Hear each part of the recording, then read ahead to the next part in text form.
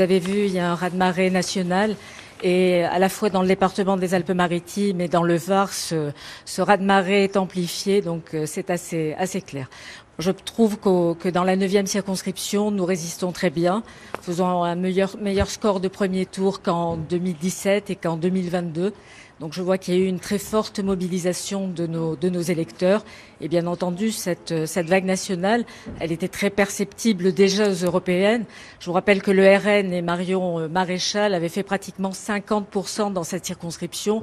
Donc aujourd'hui, Monsieur Galbert, le candidat du Rassemblement national, fait bien moins puisqu'il est à 42%. José Garcia-Abia, qui est avec nous en plateau, candidat socialiste face à vous, a d'ores et déjà annoncé qu'il appellerait à voter pour vous, à faire front républicain. Qu'est-ce que vous lui répondez ce soir ?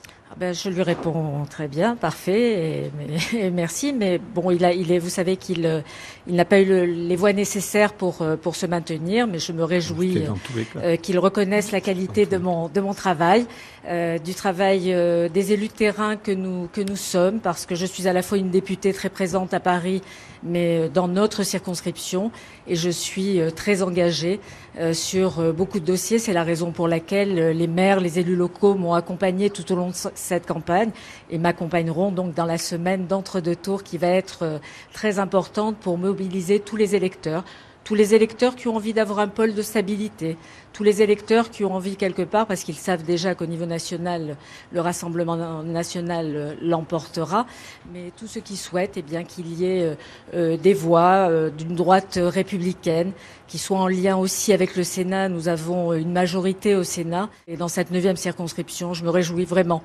de la mobilisation de chacun de nos électeurs.